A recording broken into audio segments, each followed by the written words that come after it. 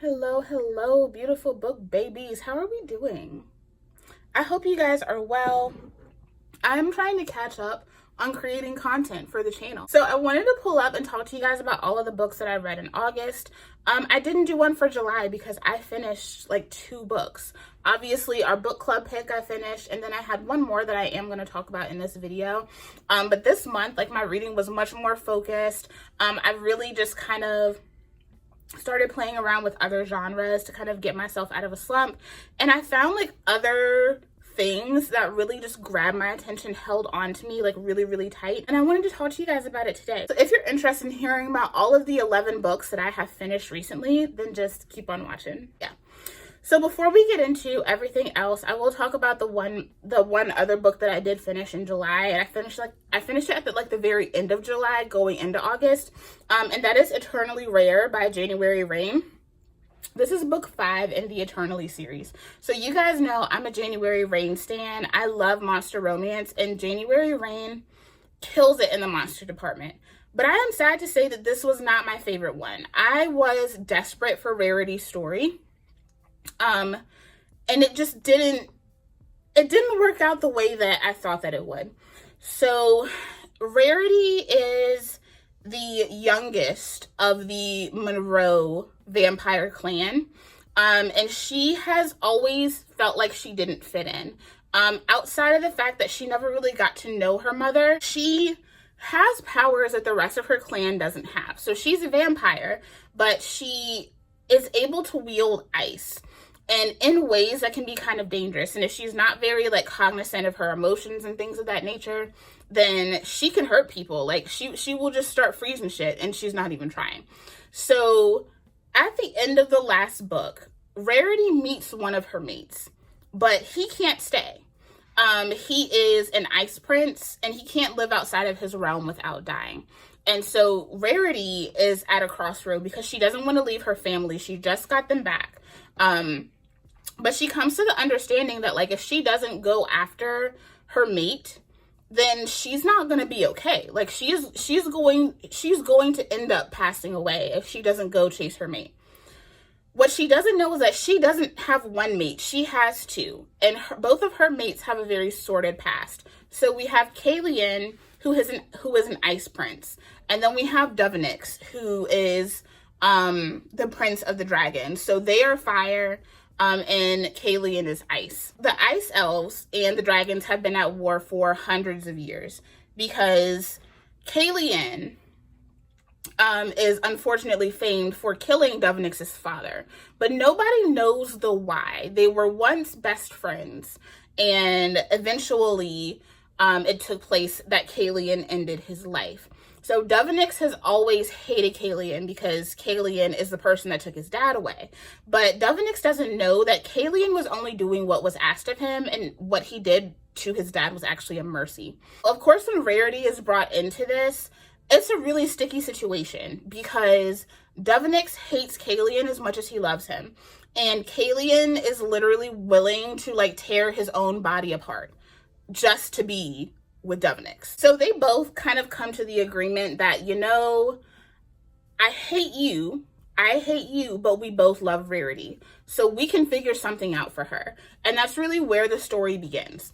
As far as January Rayne's books go, this one just kind of felt a little stagnant for me.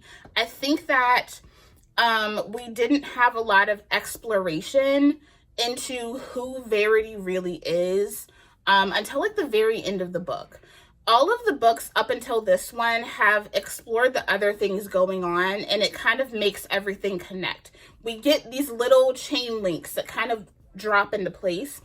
We didn't really get that with this one. Like, this one was very isolated, and in a way I understand because they had so much they had to work out.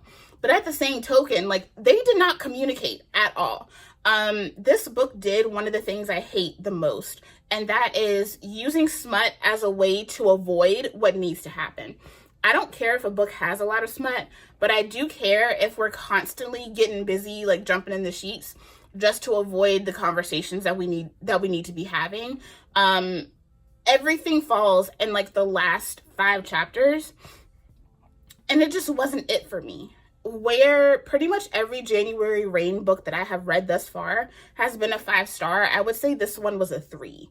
And I hate that because I was so hyped for Rarity's story. Rarity is one of my favorite characters. She's kind of like the peacekeeper. She has this really gentle nature to her, but she's also a little fiery too.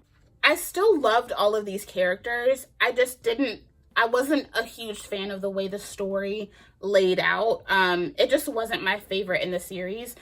Look, you can have your favorite authors and sometimes there's just going to be some misses. This one was a miss for me. But it was still good. It didn't hit the way the rest of them do. And get into everything else that I read in August. So let's start with the physicals, the ones that I have in front of me. First things first, this was on my TBR a while back and I had started it and did not finish it. So I wanted to go ahead and pull this back out because I definitely needed a change of pace in terms of genre. That's The House of Eve by Sadeqa Johnson. So happy I jumped back into this. So this one is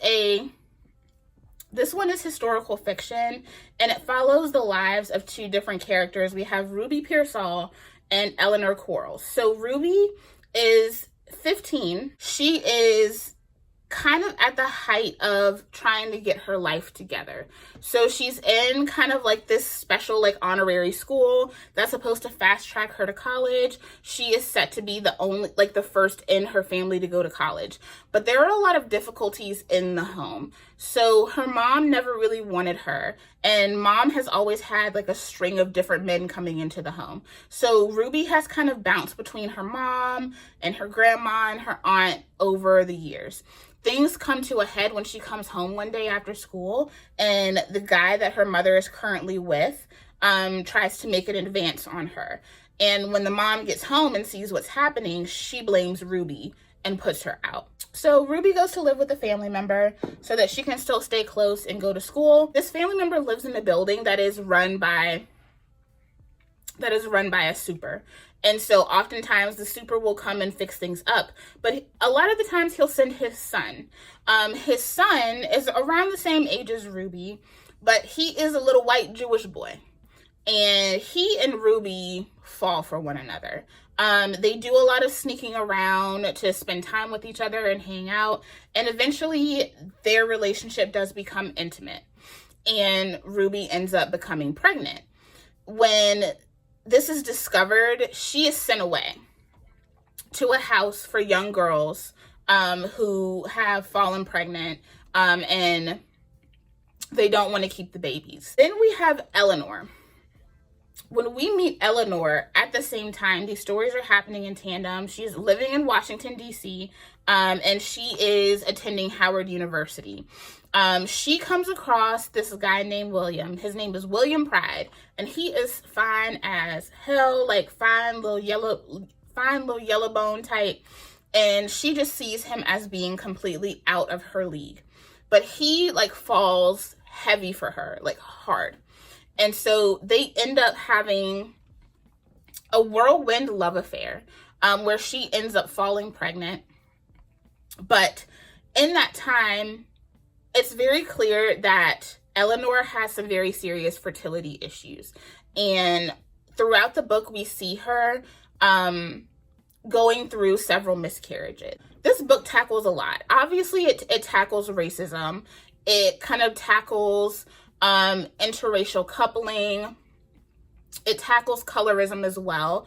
We have Eleanor who is struggling to fit in with her husband's family because the family that he is born out of, majority of them are passing. Like they are white passing Black folk. And they know it and they lean heavily on that. And so they often treat other darker skinned Black folk the way that white people would treat Black folk. And Eleanor is no exception because his mother never saw him marrying a true blue Black woman. She wanted her son with someone who looked like her, right?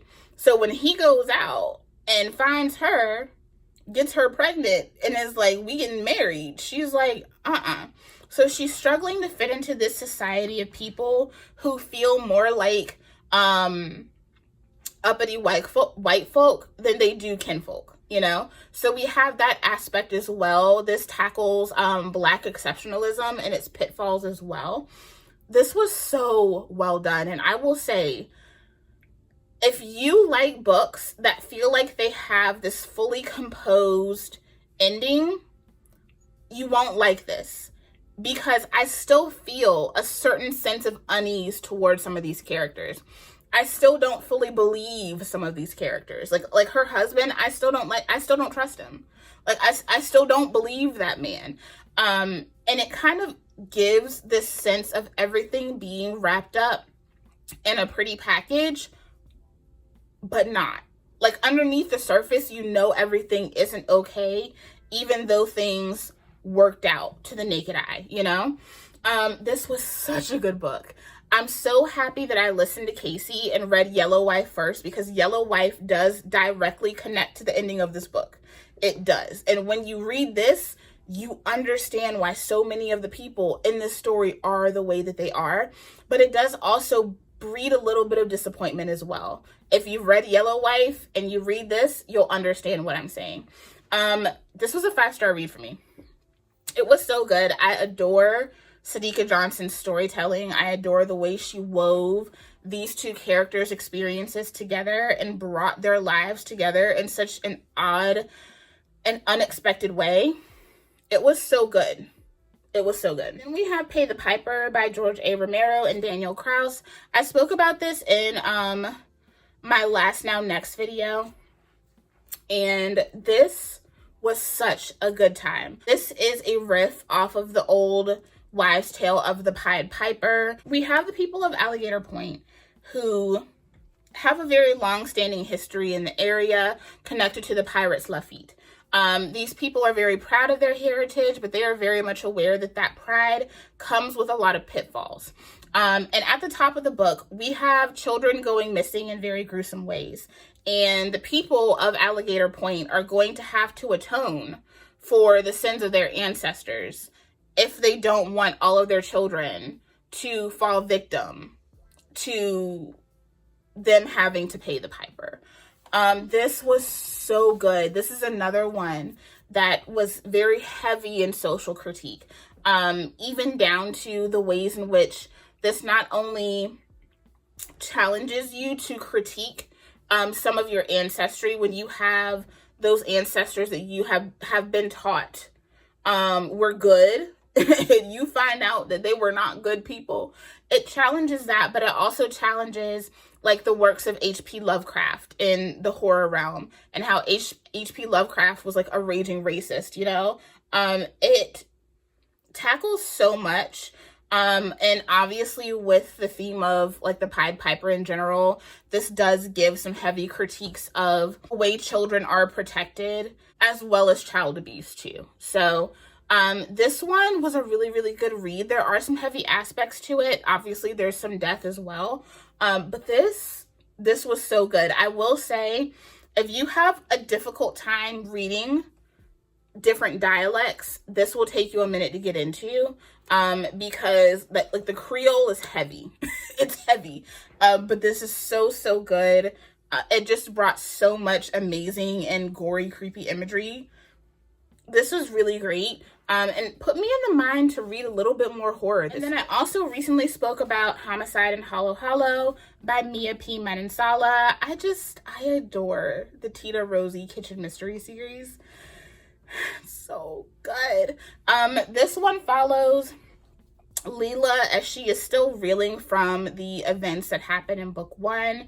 And she has also been roped into being one of the judges in the Miss Shady Palms pageant. And this pageant is bringing up a lot for her.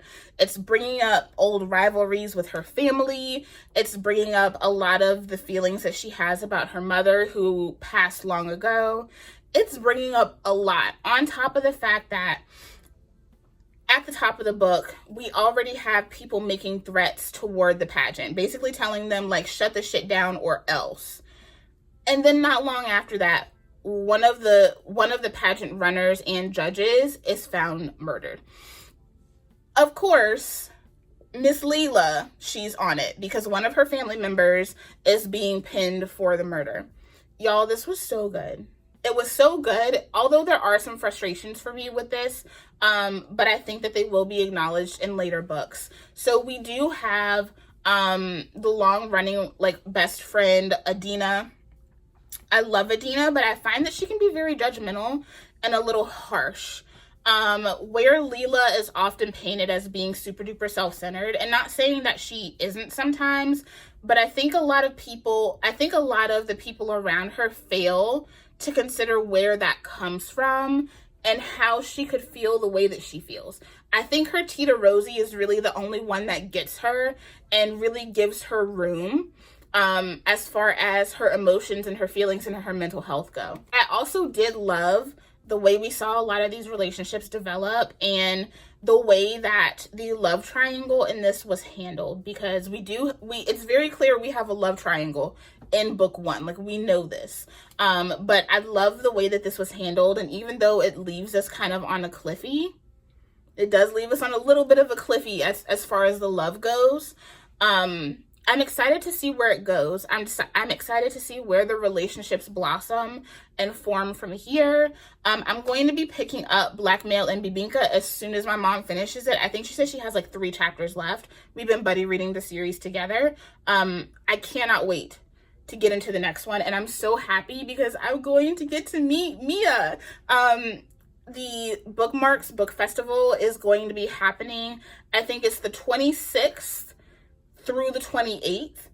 And I'm going to be going to a couple of events during that weekend, and I'm really excited. I'm going to get to meet Mia P. Manansala. Tracy Dion is going to be there. Kennedy Ryan is going to be there. I already hit her up and I was like, girl, I'm finally going to get to meet you.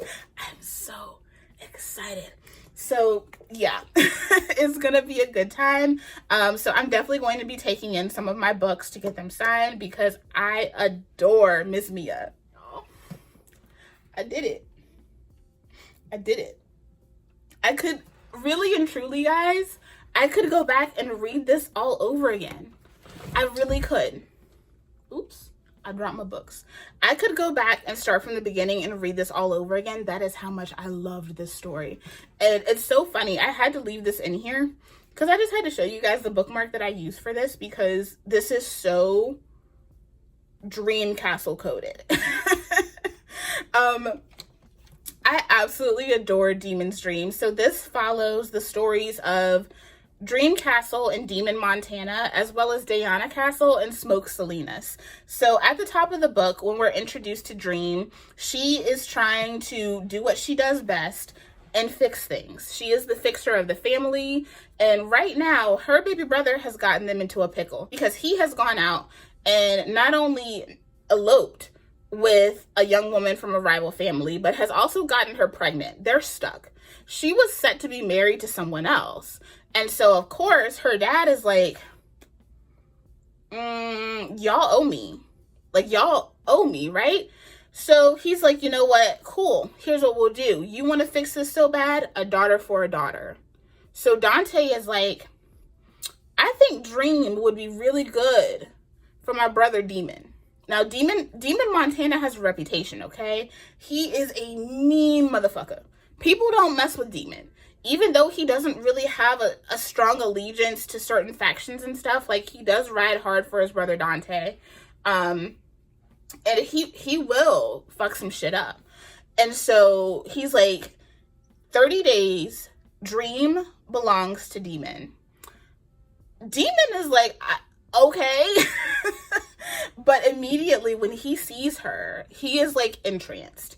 He is mean. He is gritty. He doesn't really believe in love. He has a very dark and awful past with childhood abuse and SA. So he does not really have a lot of regard for women. He has no reason to. He's seen a lot in his day. He doesn't even like to drink. So that just tells you about everything that Demon has been through. But he really does harbor a lot of struggle with Dream because she comes in and softens him in ways that he was not prepared for. On the flip side, we have Miss Diana. She's the baby girl of the Castle family, Dream's baby sister. She is set to be married to a guy from another crime family that they are supposed to be creating an alliance with, and this marriage is supposed to seal the deal. But one day, Diana is going to go see her fiance, and she finds him with whips, chains, leather, and a whole bunch of bitches. And she's just like, I'm not doing this shit. But her dad doubles down and is like, look, you don't have to marry him, but if you decide not to marry him, I'm cutting you off. You will have no money, you will have nothing. And she tries to go through with it. She tries to do what her dad tells her to do, but she can't. And, and she ends up running into the arms of Smoke Salinas. Smoke has a very similar reputation to Demon. He is heavily revered in the community. He owns several different businesses on top of the fact that he does also have a crime reputation. And he is also a widower. So he has a young daughter, and he has vowed that he would never fall in love again. Like, he would never allow himself to find love again, because when his wife was alive, he wasn't faithful. And he was lucky enough to be taken back, but not long after they got back together, she fell ill with cancer and she passed away. When he meets Diana, she challenges all of that, because he's like, I never thought that I would even come close to finding someone that I could love again, but this woman breaks down all of my walls in the best way possible. And y'all, this was so good. I will say, like, as far as characters go, I love Demon, I love Dream, but Smoke, and I think it's because we get so much more of Smoke than we do Demon. Smoke is a little bit more evolved, you know, like, he's been there and done that. He's been through the really rough shit, but he also knows what it's like to have love and to have lost it. And so I think that his voice as a character is a little bit stronger than Demon's. We don't get a lot of growth from Demon until like the very end of the book, right?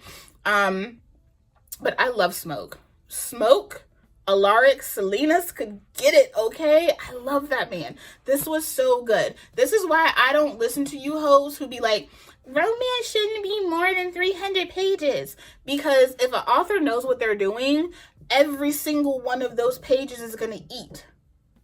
Every single one of the 750 pages of this book ate down. Not a dry spot in the book.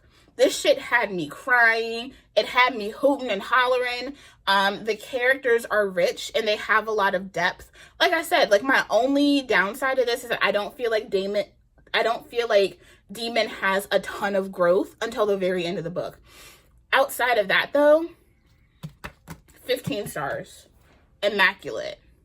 No notes. Worth every single page. Now let's talk about the audiobooks that I finished. So I did finally finish Matriarch. So I started this a couple months ago and I had to put it down because I had some other audio listens that I had to take care of. So I went ahead and picked this back up.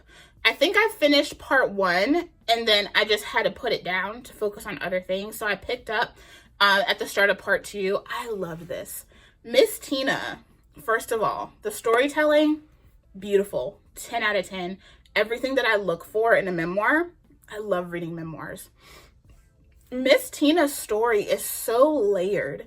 I feel like as far as memoirs go, there are very few that I feel like are truly required reading. Cicely Tyson's is one of them. The second one is Miss Tina Knowles' Matriarch. I feel like reading Matriarch reminded me that the things that we talk about as far as the system when it comes to how Black people are treated, and people in the LGBTQ space are treated, the ways that we are gaslit about some of those things, it reminds me that this shit actually happened and it's not that far removed. So many people like to say, oh, well, this didn't happen to you. You weren't enslaved. You didn't live through Jim Crow. A lot of people that are still here did. And Miss Tina is an example of that, you know? Just the fact that she and her siblings all had different names on their birth certificates. And they just had to be thankful for the fact that they had them. I also loved the way that she wove in Uncle Johnny's story, right? Because, like, if you are a Beehive member, or you're just, like, you just really like Beyonce, like, you don't consider yourself Beehive, but a lot of us, like those of us who are like in our 30s, like late 20s to early 40s, literally grew up with Beyonce, so we know a lot about her story. And we know about Uncle Johnny. We know about that dress, right? But Renaissance, when that album came out, really did give us kind of like the story of Uncle Johnny. And I love the way that Tina continued that and really gave Johnny his flowers for who he was as a person from the time that he was a child to knowing that he was different and, you know, just trying to live and be accepted, to growing up into adulthood and the way that he was lost due to AIDS. It was just so beautiful, so poignant, something that I feel like was really necessary for the time, a piece of history that we should not forget. And it's a reminder that we need to talk to our elders. We do. We need to talk to our elders. There was something about that book that made me so proud. Like, I don't know Miss Tina from a can of paint, but there was something about that book that just made me so proud that this woman exists and made me so proud to be a Black woman. It was such a good read. I don't care who you are. You need to read that book. It was so good. And my last audio listen of the month was The Game is Afoot by Elyse Bryant. This was gifted to me as an e-arc from the publisher through NetGalley, but I ended up switching to audio because I just love the narration for the Mavis Miller series, and this one was so good. We're back with Mavis Miller and the gang after everything that happened in book 1. You know, Mavis is just trying to get her life together. She got a really big settlement, so she's been using that money to really just bolster Pearl's education and trying to give her lots of different experiences, while also still being at that bum-ass job that don't treat her right.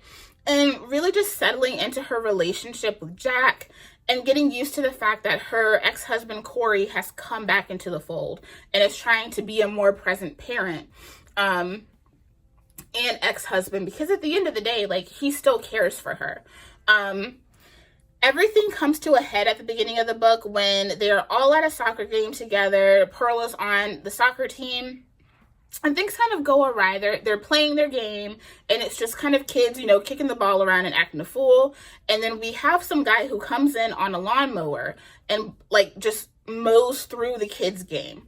And we find out that this guy is someone who has been upset with the soccer coach because the soccer coach has been taking up all the time on the field. Not too long after that incident, the soccer coach is just chilling, drinking his Capri Sun, and next thing you know, he just starts choking and he dies on the field. And Mavis loses her shit. She's like, not again. So Mavis goes from being, like, heavily anxiety-filled to throwing her hat back into the sleuthing, because it doesn't take long for Corey to be implicated in what happened to this coach. This was so good. We have the crazy, like, MLM almond moms that are, like, coming to the forefront. We have the old rivalries from book 1 that are still taking place here. It was so good. I love all of the characters in this book, and I also just love little Pearl. Like, Pearl is something else.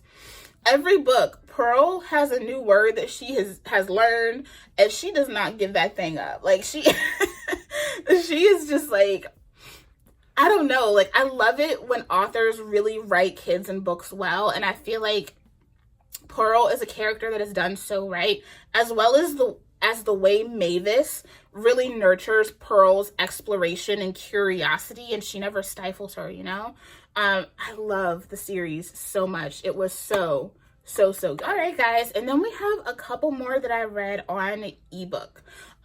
So first things first, we have Lavender Moon by Sarah Blue. So I ended up putting that one down as well too and picked it back up and finished it off. I really enjoyed the book, but I got sick of her mentioning that she was with her stepbrother. Like, it just got kind of annoying, and not in the kink kind of way, like in the I'm in my head and oh, I'm with my stepbrother kind of way, you know. This is an Omegaverse wide shoes. We have our Omega Luna, who is living with her mom and her stepfather, and her mom treats her like shit. Her mom is basically trying to get her married off to any random pack that she can find with some type of status, but Luna has always had feelings for her stepbrother. Since she met him, she has been like, that is the guy that I want.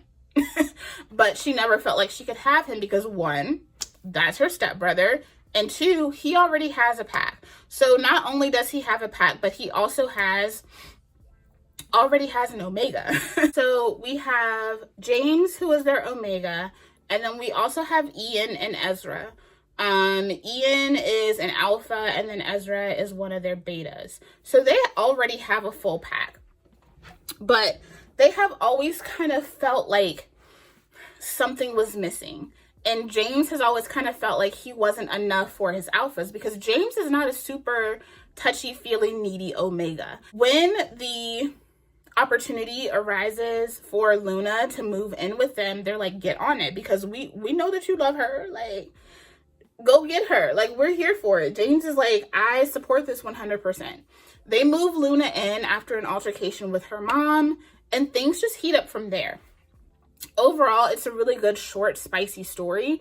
But I did find myself, like I said, just getting annoyed a little bit, because I'm like, we could take out some of these consistent mentions of, oh, he's my stepbrother, oh, he's my stepbrother, and have like more action and like more of that alone time with them together. So that was my only thing that was not my favorite. So I would give this like a 3.75 stars, especially considering that I've read the best Omega verse that I have read literally ever.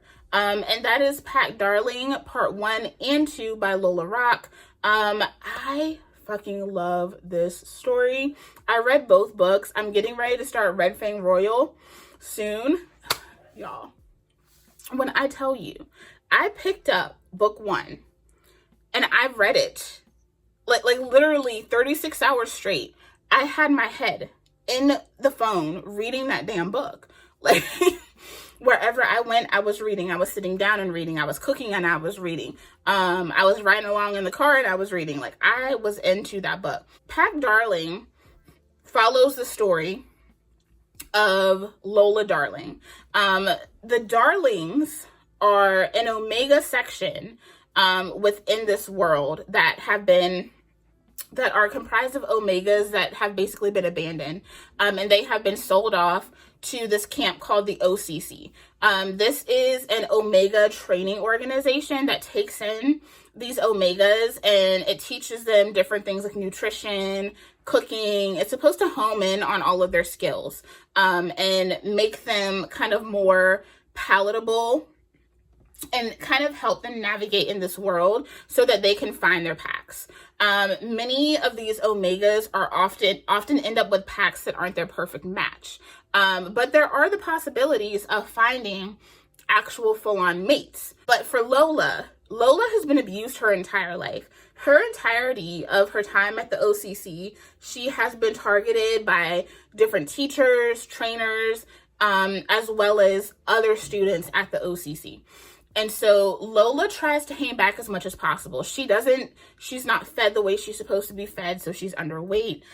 She's often walking around bruised and beat up. Her clothes are threadbare and just struggling, like she's going through it.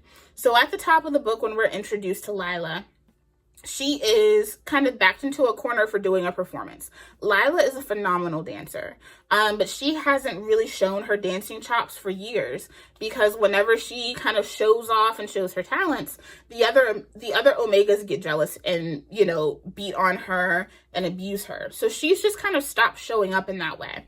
But her dance teacher tells her, like, you don't have a choice. You have been commissioned to perform by the Wyvern Pack. This is not an option. You are going to show up. What Lila doesn't know is that the elders of the Wyvern Pack, the fathers, are trying to basically strong arm their boys into finding their perfect mate. And so the boys of the Wyvern Pack already have like what they think is their completed pack. They already have an Omega, and they have all of them as alphas. So we have Atlas, we have Jet, we have Finn, we have Hunter, and who are all alphas, and then we have Orion, our Omega. Orion is feeling very like unwanted and useless in this situation. While the guys are out working and taking care of business, he's at home just yearning, just wanting to get laid, just wanting to be close to his pack. Atlas took it upon himself to mark Orion because he didn't want to give Orion up, which led them all to claiming Orion. But the other guys in the pack don't have like that same intimacy with Orion that Atlas does. And it leaves Orion feeling very left out. So imagine how Orion feels when the guys tell him, like, we have to go meet this girl. Like, the dads aren't giving us a choice. But don't worry about it. Like, whatever happens, like, you're a priority. So they go, they watch her dance, and they're enthralled. Like, they don't understand why they're so attracted to her, but they know they're attracted to her. Lila has been hiding her scent for ages. She has been kind of like starving herself and going through the loops to make sure that her scent doesn't come out because she doesn't want to be thrown into rotation. But all of that hangs into the balance when the boys' dads come to her and basically tell her, like, you are going to go live with them and you are going to be a good Omega and you are going to get ingrained in their pack. And if you don't do what we say, then we're going to throw you into rotation and these other alphas can do whatever they want to you. Lola just wants to live a comfortable life of freedom. And so she realizes that the only way for her to achieve that is to go there, and hopefully the guys will just let her go and let her run off wherever. But that doesn't really happen because all of the guys feel this really deep connection to her, even though they don't understand it. And what they really don't know is that Jet actually knows Lila. He knew her when they were babies. And his connection to her can like hang everything in the balance. On top of the fact that Orion is feeling extremely territorial, but he also really does love Lila because Lila comes in and makes him realize what he is actually worth and shows him so much love and the type of affection that he has been yearning for and missing. Y'all, this was so good. So obviously, part 1 does not end on an HEA. Part 1 is the fuck up. Part 2 is the grovel. Lola Rock gave us a masterclass in groveling and yearning. It was so good.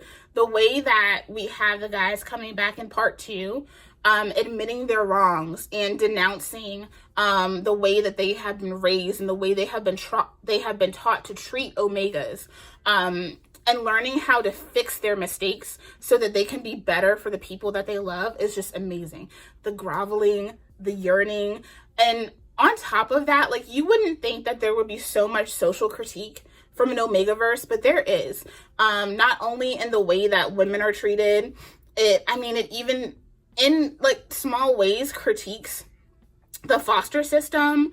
It even like brings up issues of surveillance, sexual health. It's so good. There's a lot of action in this as well because we do have rival packs that not only hate the Wyverns, but are intent on getting Lila. Like, they want to get Lila and use her. And the guys don't know why. They don't understand what the obsession is. But all these 2 books all together, there's a lot of time spent fighting off these rival packs as well. So it's super spicy. But I would say it's more of a slow burn. There's a lot of steam and still a lot of spice, even though it is more of like that slow burn that builds up to all of them being together. So we do have that as well. It was so good, y'all. It was everything that I wanted and needed in an Omegaverse, and one of the best books that I have read this year. And then last but not least, you guys know I did read Plié by A.H. Cunningham. This was our book of the month for August, and it was so good. We have Aisha and Knox. Aisha is a dance teacher, and Knox is the father of one of her students. But they end up colliding in a very different way because their alternative lifestyles that they live outside of their jobs ends up colliding, and they end up falling for each other. A.H. Cunningham knows how to break down kink in that lifestyle. Like, she understands it wholeheartedly. I won't get too much into it because you guys know we're going to be talking about it more during Book and Breakfast, but it was so good. Another 5-star read this month. Like, I had so many 5-star reads in August. All right, guys, I hope you enjoyed this video. That is everything that I read for the month of August. It was a good reading month. Solid. And I'm hoping to continue that for September. So you guys let me know what books you finish in the month of August. And of course, if you would like to participate in live streams, make sure you let me know what days are best for you in the comments down below, and we will start to figure all of that out together once I get it sorted. I love you guys. Thank you so much for pulling up, and I'll see you in the next one. Bye.